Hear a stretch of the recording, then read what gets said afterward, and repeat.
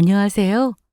저는 전라도 광주에 살고 있는 40대 초반의 기혼 여성입니다. 혹시 여러분은 인생에서 두 번 다시는 만나고 싶지 않은 악연 있으신가요? 누군가 저에게 같은 질문을 해온다면 저는 여태껏 살면서 딱 한 사람이 있었다고 말할 수 있습니다. 그건 학창 시절에 저를 죽도록 괴롭혔던 같은 학교 같은 반 동창이었죠. 그때는 정말 죽고 싶을 만큼 힘든 시절을 보냈었지만 어찌됐건 지금은 저도 성인이 되었고 또 많은 시간이 흘렀기 때문에 그때의 그 기억들을 아예 잊고 지냈었는데요. 이건 또 무슨 하늘의 장난인지 저는 생각지도 못했던 그때의 악연과 얼마 전에 다시 마주치게 되었습니다. 심지어 저를 발견하고는 먼저 다가오기까지 하더라고요. 세월이 이렇게 많이 흘렀는데도 그 애는 아직도 여전한 모습이었습니다. 하지만 저는 이제 그때와는 많이 다른 사람이었어요. 그리고 그 우연한 만남은 생각지도 못한 방향으로 흘러가게 되었습니다. 흔한 드라마 속의 결말들처럼 결국 나쁜 짓을 하던 인간은 언제가 되었건 끝나는 천벌을 받게 된다는 그런 방향으로요. 오늘은 여러분께 그때의 저의 이야기를 들려드릴까 합니다. 제가 기억하는 가장 어린 날은 아마 5살쯤이었던 것 같습니다. 어머니는 예쁜 원피스를 입고 거실 한가운데에 놓여있던 커다란 그랜드 피아노를 치고 있었어요. 저는 아버지의 어깨 위에 반쯤 매달려서 그런 어머니를 보며 함께 웃고 있었고요. 그때는 아직 태어나지 않은 남동생이 어머니의 뱃속에 있을 때였다고 하더라고요. 그 이후로의 기억은 전부 다 행복한 추억들 뿐이었습니다. 동생이 태어나고 얼마 되지 않아서 저희는 새로 지은 아파트로 이사를 갔어요. 집에 놀러 오신 친척분들이 농담조로 이 집은 거실에서 축구를 해도 되겠다며 말씀하실 정도로 넓은 집이었죠. 친구들 사이에서 저는 별명이 공주님이었습니다. 저희 집에는 저나 제 동생이 학교를 갈 때면 등하교를 시켜주시는 운전기사님이 따로 있었고 집에서 반찬을 만들고 청소를 해주시는 이모님도 따로 계셨거든요. 여보, 오늘은 내가 뭐라도 만들어 볼게. 먹고 싶은 거 있어? 순두부찌개 어때? 아이고, 갑자기 왜 그런 말도 안 되는 생각을 하셨습니까? 그냥 드라마나 보면서 푹 쉬시죠, 사모님. 참나, 나 며칠 전에 위층에 지영이네 가서 순두부찌개 끓이는 법 배워왔거든? 다들 딱 기다려봐. 내가 기가 막히게 만들어줄 테니까. 선호야.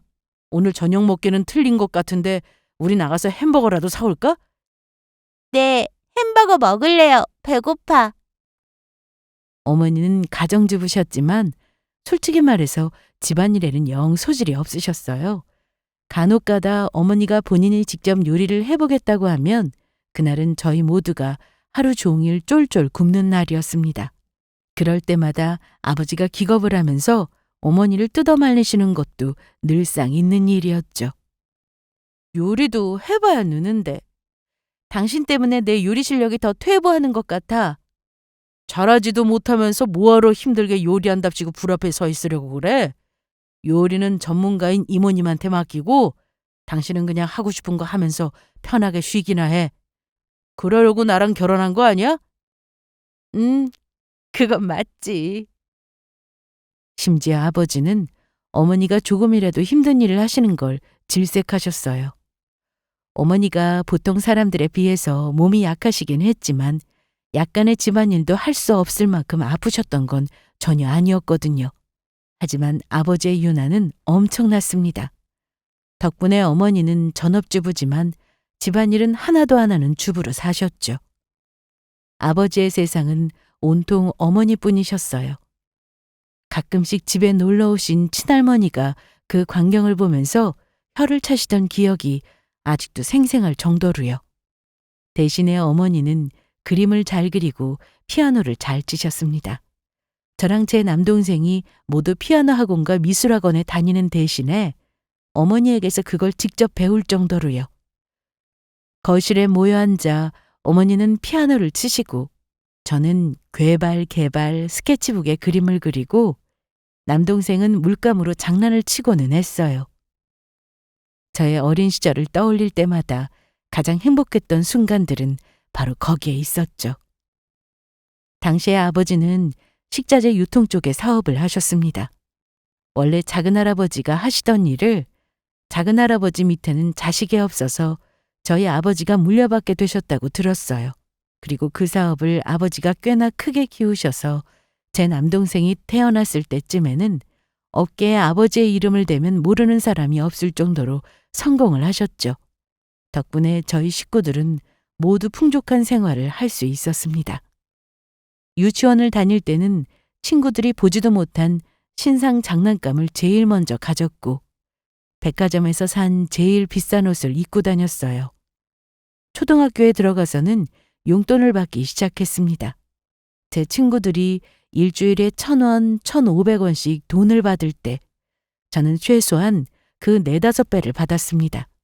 그나마도 제가 돈을 쓸 일은 거의 없었는데도 불구하고요. 같이 놀던 친구들에게 아이스크림을 쏘는 것도 언제나 저였습니다. 그때 저는 그저 해맑기만 했어요. 근심 걱정이라고는 없었거든요. 유일한 걱정이라고는 끽해야 오늘 저녁 메뉴로 이모님이 내가 싫어하는 가지 반찬을 해놓으셨을까 그런 정도가 다였죠. 영원이라는 걸 알기에는 어린 나이였지만 저는 몇 해 살지도 않은 그 짧은 인생에서 지금의 이 생활이 아마도 영원할 거라고 믿었습니다.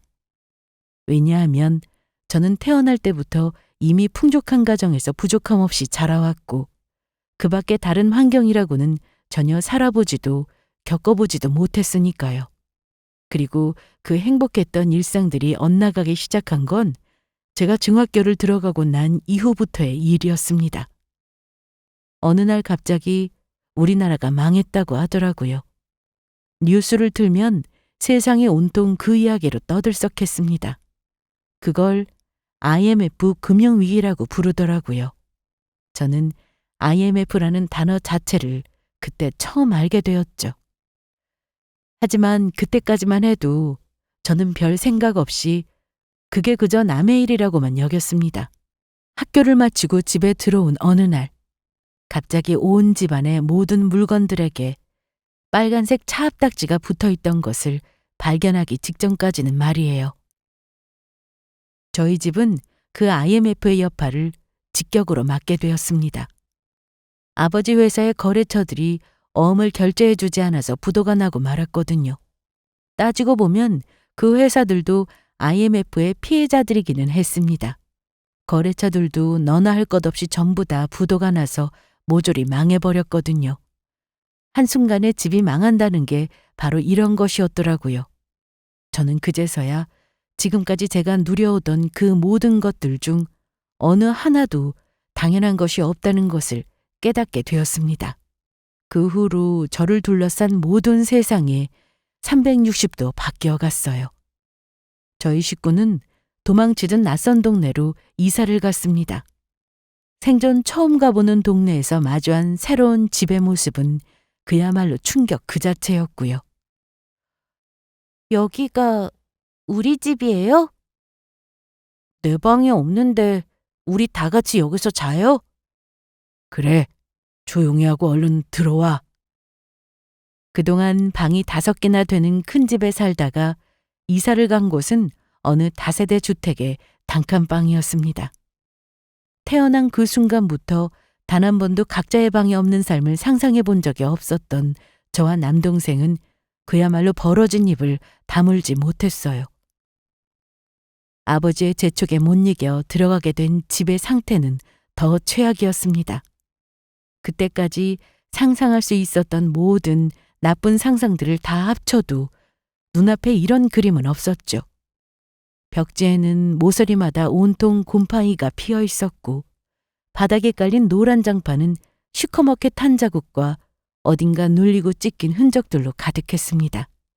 화장실은 더 충격적이었어요. 정육점처럼 새빨갛고 어두운 조명 아래 온통 때가 낀 타일 위로 녹슨 창문이 덜컹거리고 있었습니다. 심지어 세면대도 없었고 욕조도 없었죠. 저는 망연자실한 얼굴로 뒤에 서 있던 가족 모두의 얼굴을 돌아보았습니다. 제 남동생은 저와 똑같은 표정을 짓고 있었고 아버지의 표정은 읽을 수가 없었어요. 그리고 어머니는 울음을 참는 듯한 얼굴로 아무런 말도 없이 한참을 서 계셨죠. 갑작스러운 이사로 전학을 갈 수밖에 없었기 때문에 저는 새 교복을 맞춰야 했습니다. 하지만 그 비싼 교복을 살 돈은 어디에도 없었어요. 애초에 교복이 비싸다는 사실조차도 그때 처음 알게 된 것이었지만요. 며칠을 애들이 바라보는 시선을 느끼며 사복 차림으로 학교를 다녔습니다. 그리고 일주일쯤 지났을 때 어머니가 어디선가 교복을 구해오셨더라고요. 교복 블라우스만 하나 간신히 새로 샀고 그 밖에 위에 걸치는 동복 자켓과 조끼, 치마는 모두 얼굴도 이름도 모르는 누군가가 입던 중고 교복이었습니다. 옷은 제 치수보다 2치수는 더 컸어요. 품도 크고 양쪽 소매는 더 길었죠. 저는 어머니가 대충 수선해준 그 교복을 입었습니다. 학교 생활은 너무나 우울했습니다. 학교 생활뿐만 아니라 그 시기에 저는 인생이라는 것 자체가 얼마나 벅찬 일인지를 새삼스럽게 깨닫고 있었죠. 저는 학교에도 적응을 하지 못했고 새롭게 누군가를 사귈 생각도 하지 못했습니다.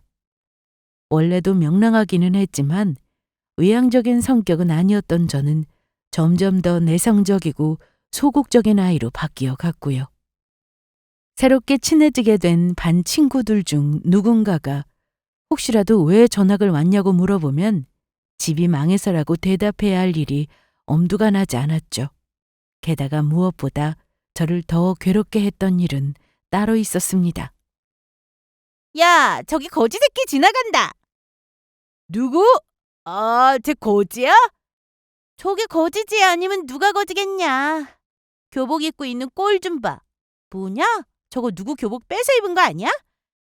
어디서 중고로 몰래 입었나 본데 덩치라도 좀 비슷한 사람 걸로 입든 거지. 하여간 못 사는 집 애들은 꼭 저렇게 티를 낸다니까. 야, 하기는 교복을 사 입는다고 지가 빈티가 안 나겠어? 아직도 잊을 수가 없는 그 아이의 이름은 박세응이었습니다. 전학을 간 학교에서 같은 반이 된 친구였는데 당시로 치면 학교에서 일진으로 유명했던 애였어요. 그런 부류의 애들은 다 똑같았습니다. 친구들과 무리를 지어 다니면서 심심풀이로 다른 친구들을 괴롭히는 게 학교를 다니는 낙이나 마찬가지였죠. 제가 전에 다니고 있었던 학교에도 저런 애들은 늘 있었어요. 다만 그때는 타깃이 제가 아니었고 지금은 제가 맞다는 차이가 있었죠. 그런 애들은 언제나 자기가 적당히 밟을 수 있을 것 같은 상대만을 골라서 괴롭혔습니다. 그리고 가난한 데다 친구도 하나 없고 말 수도 없는 저는 누구보다도 괴롭히기 좋은 만만한 상대처럼 보였을 테고요. 문득 박세영이 저를 거지 새끼라고 불렀던 그날부터 그 괴롭힘은 시작되었습니다. 근데 어디서 자꾸 냄새도 나는 것 같은데. 쟤네 집 화장실도 없는 거 아니야? 야, 거지!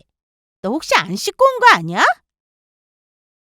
세영이가 저를 부르는 호칭은 거지였어요. 그거 아시죠? 잘 사는 사람한테 거지라고 부르는 건 장난이지만 정말 못 사는 사람을 그렇게 부르는 건 상처가 된다는 거. 저에게는 그 애가 내뱉은 그 호칭이 너무나 뼈아프게 들렸습니다. 물려받은 교복을 입고 다니는 걸 놀리는 건 시작에 불과했습니다. 그 애는 하루 온종일 저를 괴롭힐 궁리만 하고 사는 것 같았어요. 제가 아는 일거수일투족을 뒤에서 모두 지켜보면서 하는 일마다 사사건건 꼬투리를 잡고 그걸로 괴롭히며 놀려댔거든요. 나 왜 지갑이 안 보이지? 야, 주변에 핑크색 하트 그려진 지갑 있는지 좀 봐줘. 하루는 같은 반 친구가 지갑을 잃어버렸다며 난리가 난 적이 있었습니다. 지갑 안에 들어있는 돈이야 겨우 중학생 때니 많아봤자 몇만 원이 전부였겠지만 그래도 어린 나이에는 큰 돈이었습니다. 없는데? 그렇게 생긴 지갑은 안 보여. 어디서 잃어버리고 여기서 난리야? 그 지갑 나 저번 주 주말에 새로 산 거란 말이야. 진짜 안 보여? 꼭 찾아야 되는데 잃어버렸다고 하면 나 엄마한테 완전 혼나. 야, 그거 이선아가 가져간 거 아니야? 박세영의 목소리가 들리자마자 교실은 순식간에 찬물을 끼얹은 듯이 조용해졌습니다. 낄낄대면서 웃고 있던 모든 반 아이들의 눈동자가 전부 저를 향한 건 그 순간이었어요. 나 지갑 안 가져갔어. 그런 적 없어. 안 가져갔다고? 그럼 우리 반에 지갑 훔쳐갈 만한 거지가 너 말고 또 있어? 이거 알고 보니까 순 도둑년이었네. 너무 화가 나고 억울했습니다. 살면서 한 번도 받아보지 못한 도둑 취급에 손발이 다 덜덜 떨리고 있었어요. 저는 애써 떨리는 목소리를 억누르면서 쥐어짜낸 목소리로 그 애에게 쏘아붙였습니다. 나 정말 그런 지갑 본 적도 없고 가져간 적도 없어. 너야말로 내가 그랬다는 증거 있어? 왜 사람을 함부로 도둑 취급을 해? 이것 봐라. 뭘 잘했다고 두 눈을 똑바로 뜨고 바락바락 대들어. 야, 그럼 네가 막 한번 뒤져봐도 되지? 뒤져봐. 뒤져보라고. 제 말이 끝나기도 전에 박세영은 책상에 걸려있던 저의 책가방을 낚아채 갔습니다. 그리고 그대로 지퍼를 열어 내용물을 모두 바닥에 뒤집어 엎어버렸어요. 가방 안에 들어있던 것들이 모두 쏟아지면서 교실 바닥에 이리저리 굴러다니기 시작했습니다. 그러고도 부족한지 가방 앞뒤 지퍼를 모두 열어 몇 번이고 탈탈 털어내던 박세영은 제 가방까지도 바닥에 아무렇게나 내던져 버렸어요. 당연히 지갑은 제 가방 속 그 어디에도 발견되지 않았습니다. 이야, 이거 증거는 진작에 없어버렸나 보네? 뭐라고? 훔친 지갑에서 돈만 빼먹고 지갑은 어디다가 숨기든지 버리든지 했나 본데. 어디다 숨겼어? 빨리 내놔!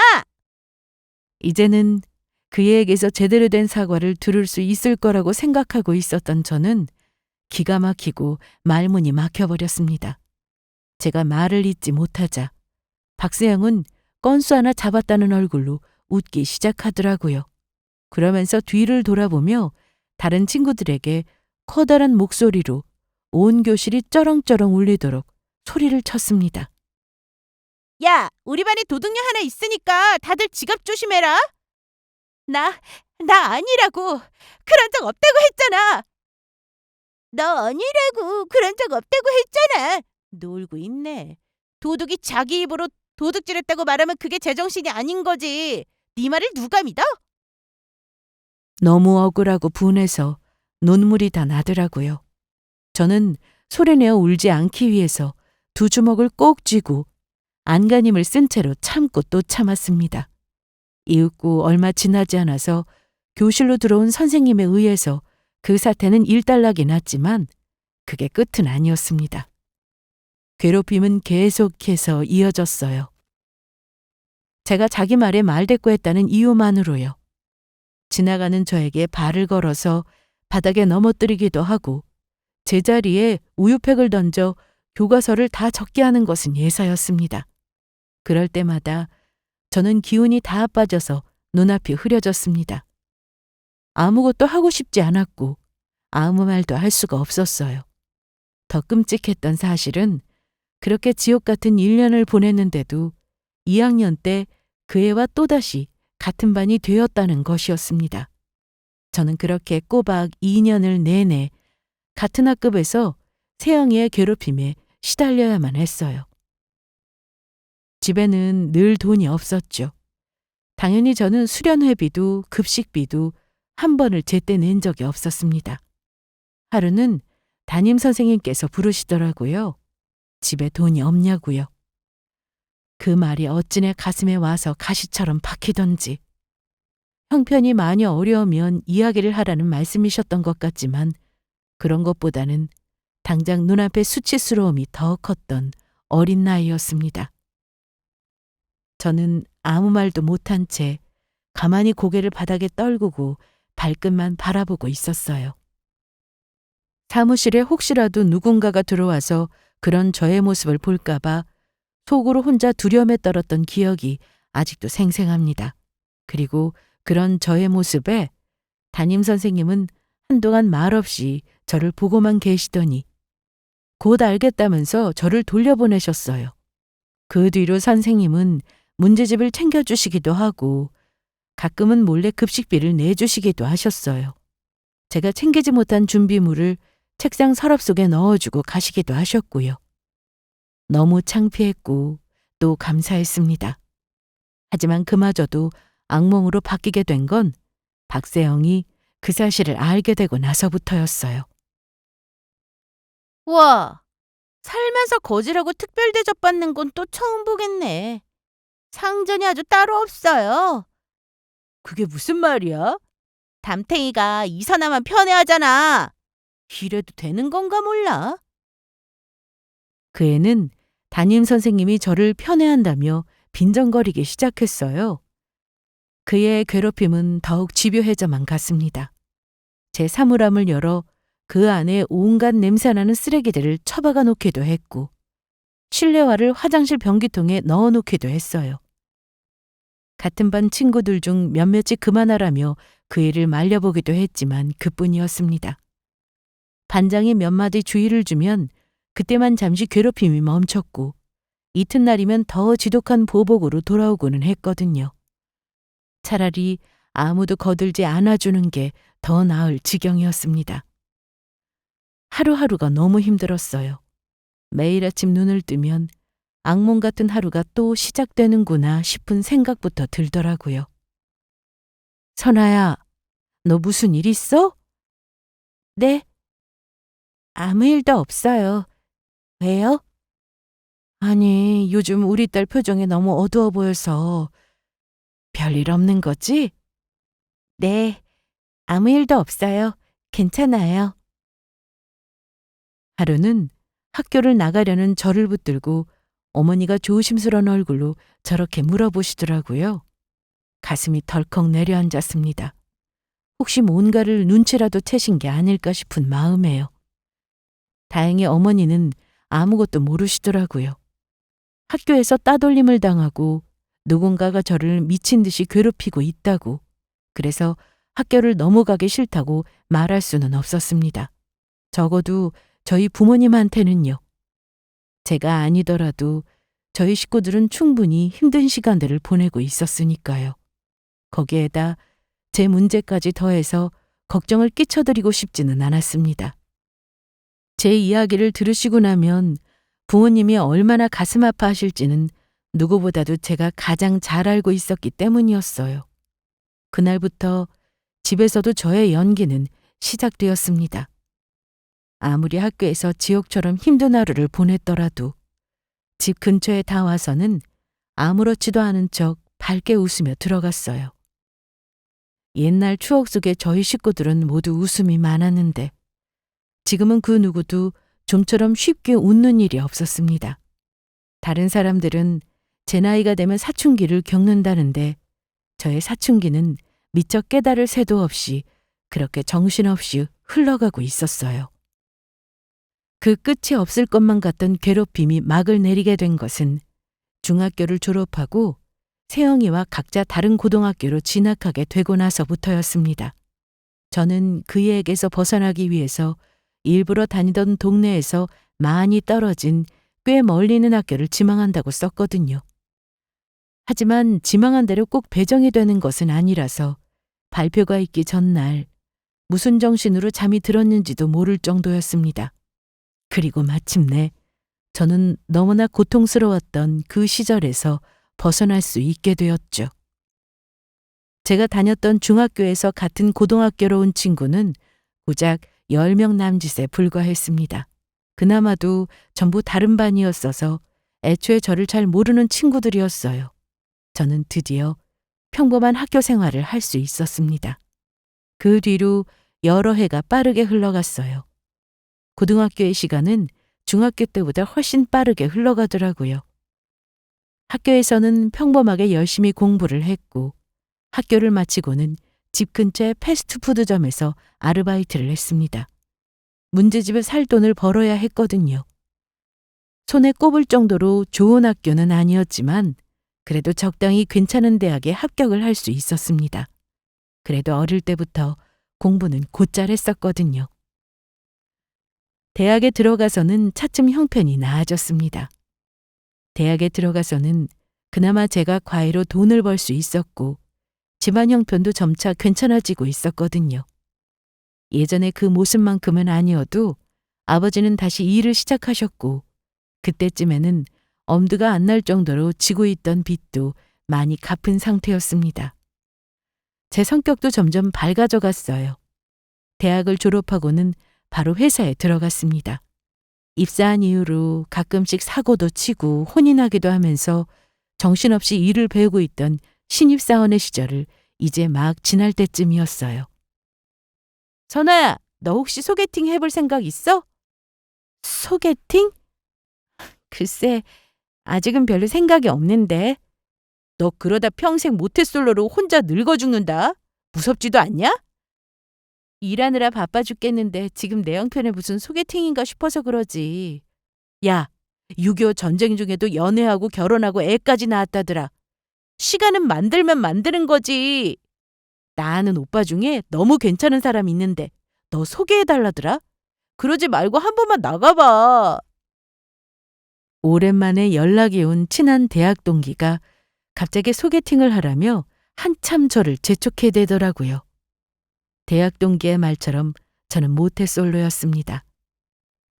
25살 그 나이가 되도록 한 번도 누군가를 사귀어 본 적이 없었거든요.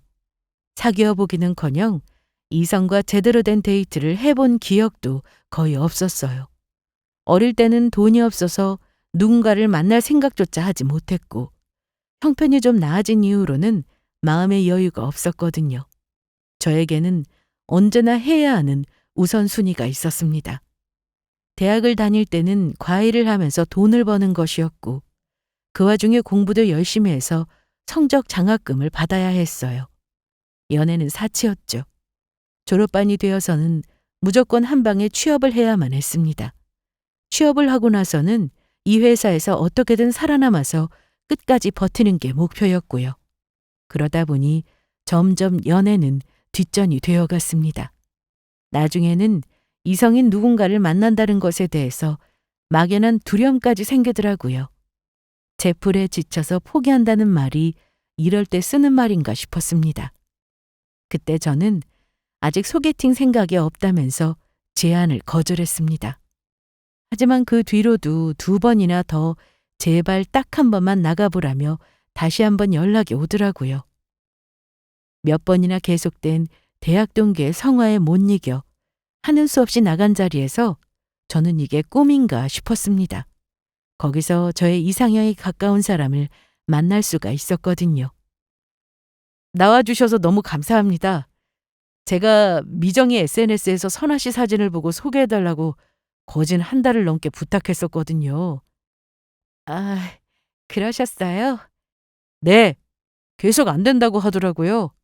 정말 친한 동기고 착한 애라고 고민 좀 해봐야겠다고 하면서요. 밥을 몇 번을 샀는지. 사실 대학 동기가 거절했다고 했던 건 저의 거절이었죠. 그 사실을 모르는 그 사람은 사람 좋게 웃고 있더라고요. 저는 어느새 홀린 듯이 그 사람이 웃는 얼굴을 보고 있었습니다. 뭐랄까, 덩치는 곰처럼 큰 사람이었는데 웃는 모습이 너무 강아지처럼 귀엽고 선해 보였거든요. 진짜 너무 제 이상형이셔서 만나서 거절당하더라도 식사라도 한번 같이 했으면 좋겠다 싶었습니다. 부담스러우신 건 아니죠? 아니에요. 말씀만으로도 감사해요. 이렇게 만난 것도 인연인데 오늘 즐거운 시간 보내봐요. 그리고 나중에 알게 된 것이었지만 그 사람은 이때 저의 말을 듣고 거절이라고 생각했다고 하더라고요.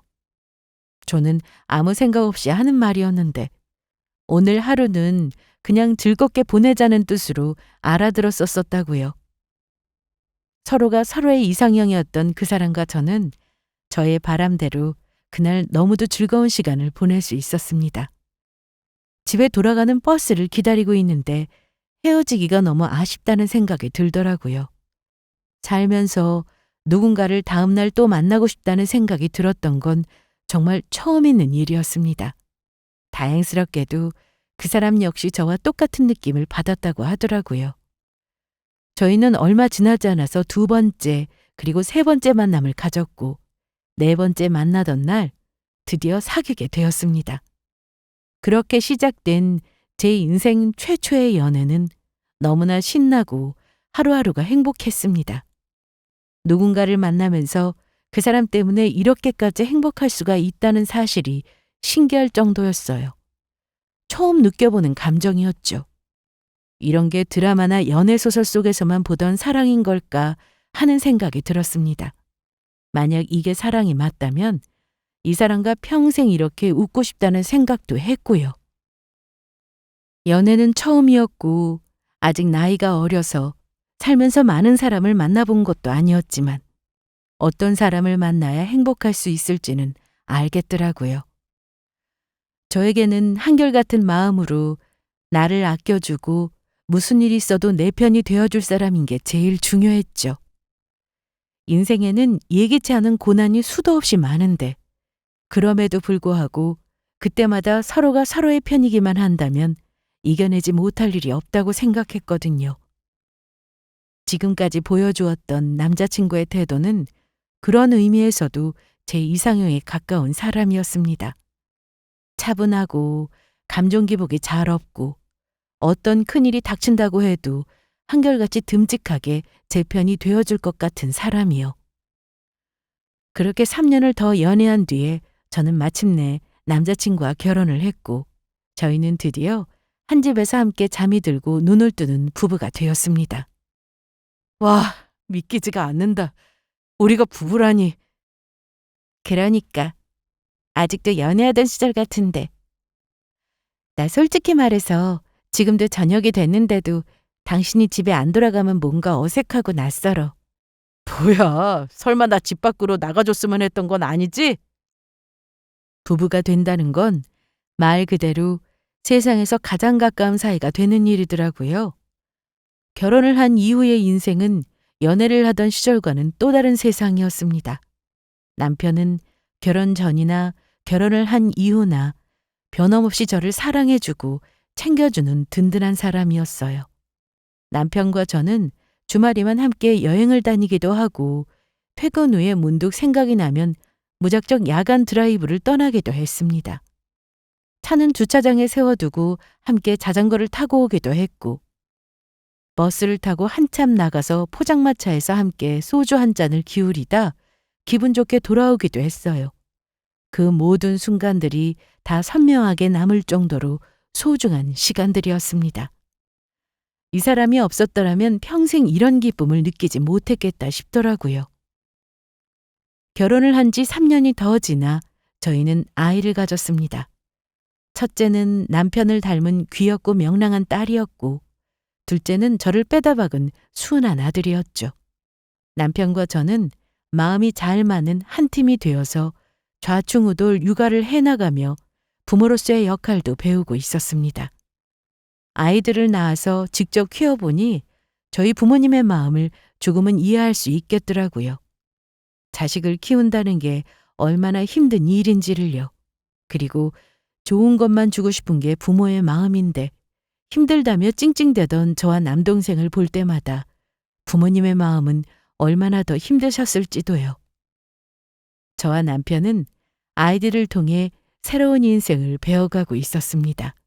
그리고 제가 가장 힘들었던 그 옛날의 기억들은 행복한 순간들에 밀리고 묻혀서 이제는 기억조차 잘 나지 않는 순간들이 되어가고 있었습니다. 이대로 그 시절의 아픔들은 영영 저에게서 잊혀지는가 싶었죠. 그러던 어느 날 저희 부부는 동창회에 나가게 되었습니다. 살면서 처음으로 참석하는 부부 동창회였어요. 2년 전에 남편 학교에 부부 동창회에 함께 참석한 적은 있었지만 제 쪽은 처음이었죠. 나는 그런 자리 별로 가고 싶지 않은데. 왜? 제발 같이 가주면 안 돼? 나 아직도 연락할 정도로 친한 사람은 너밖에 없단 말이야. 그래, 나도 당신이랑 부부 동반 모임 한번 나가보고 싶어. 솔직히 말해서 저는 그 모임에 별로 나가고 싶지 않았습니다. 중학교 시절의 좋은 기억이라고는 거의 찾아볼 수가 없었으니까요. 하지만 저와 거의 유일하게 친하게 지냈던 친구네 부부가 같이 나가자며 하도 조르는 바람에 어쩔 수 없이 가게 되었어요. 그리고 거기에는 함께 가고 싶다고 조르는 남편의 권유도 한몫을 했습니다. 그렇다고 남편에게 안 좋았던 시절에 대한 이야기를 딱히 하고 싶지는 않았습니다. 가지 않으려면 이유를 설명해야 하는데 그러고 싶지 않더라고요. 한편으로는 이제는 많은 세월이 지났으니 괜찮지 않을까 싶기도 했습니다. 마주치고 싶지 않은 얼굴도 있었지만 이제는 뭐 그게 대수인가 싶기도 했고요. 세월이 지나면서 제 성격도 참 많이 변해 있었거든요. 연말이 다가오는 무렵 열린 동창회는 시내의 한 고급 레스토랑을 통째로 대관해서 열렸습니다. 남편이 급한 일이 생기는 바람에 조금 늦게 도착을 했더니 이미 모일 사람들은 다 모여서 한창 진행 중이더라고요. 저는 그래도 아는 친구들 몇몇을 만나 짧은 인사를 건넸습니다. 한 차례 테이블에 술이 돌면서 분위기는 한참 무르익고 있었어요. 어머, 너 이선아 아니야?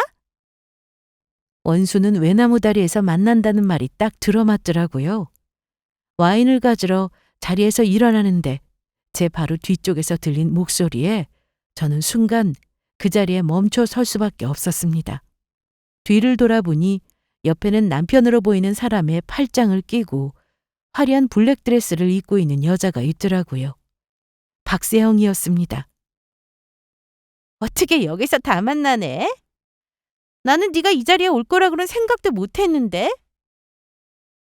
솔직히 말해서 한동안은 그 애와 다시 마주치는 상상을 해본 적이 많았습니다. 꿈도 여러 번 꿨었죠.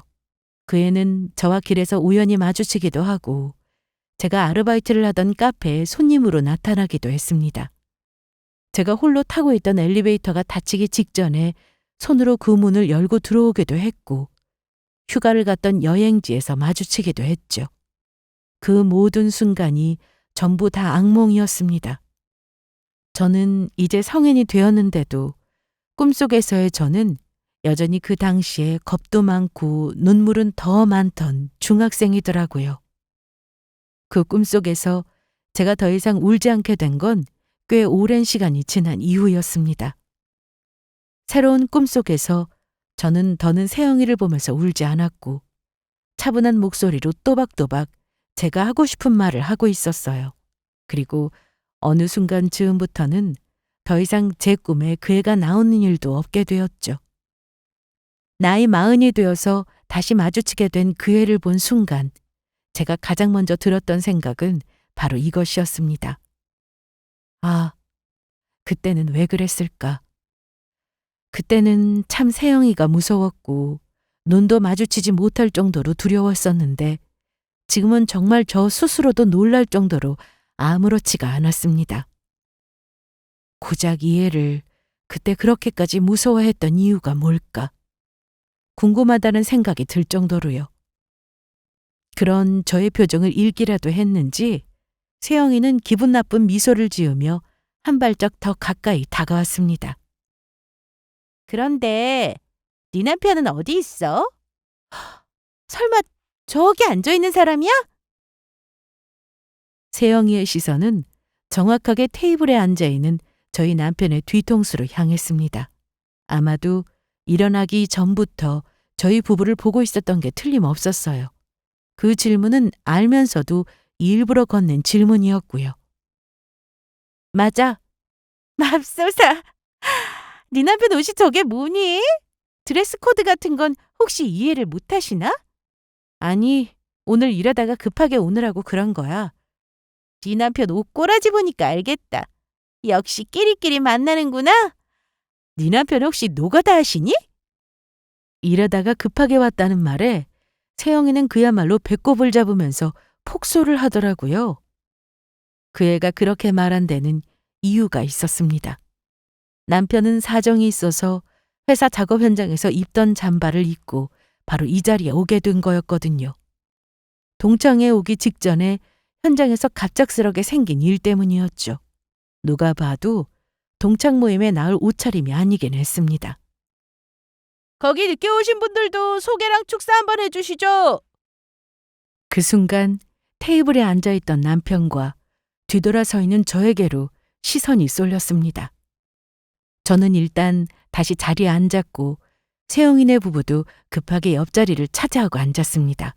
저는 작게 고개를 저었고 저 대신 남편이 술잔을 들고 자리에서 일어섰습니다. 안녕하십니까? 이선아 씨 남편 되는 김우진이라고 합니다. 우선 이 자리에서 새로운 분들을 만나게 되어서 영광이라는 말씀 드리고 싶습니다. 그리고 현장에서 갑작스럽게 오느라 복장이 이래서 죄송합니다. 남편의 말이 끝나기 무섭게 제 옆자리에서 비웃음이 터져나왔습니다. 세영이가 과장된 동작으로 웃고 있는 모습이었죠. 아니 주말에도 노가다 하느라 바쁘면 그냥 일이나 더 하러 가시지 뭐하러 이런 자리를 다 왔담? 중얼거리는 척했지만 그 목소리가 얼마나 큰지 제 귀에도 생생하게 들릴 정도였습니다. 저는 어이가 없어서 피식거리며 웃고 말았죠. 참 여전하구나 싶더라고요. 그리고 저는 모모 건설사에서 대표로 일하고 있습니다. 혹시라도 제가 도움드릴 일이 있다면 언제든지 편하게 연락 주셔도 괜찮습니다. 남편의 말이 끝나기 무섭게 좌중에서는 박수가 터져나왔습니다. 세영이는 순간 당황한 얼굴로 인상을 찡그렸어요. 그리고 그것보다 더 놀란 건 바로 다음 순간이었습니다. 그때까지 잠자코 술만 들이키고 있던 세영이 남편이 정말 깜짝 놀라면서 자리에서 벌떡 일어나더라고요. 정말로 모모 건설사 대표십니까? 네? 네, 맞아요. 아니, 어떻게 이런 우연이... 제가 조만간 대표님을 찾아뵙고 식사 자리에 한번 모시려고 했거든요. 세영이 남편은 저를 보며 당황스러움이 뒤섞인 얼굴로 그렇게 말했습니다. 저희 남편은 건설사 대표로 일을 하고 있었습니다.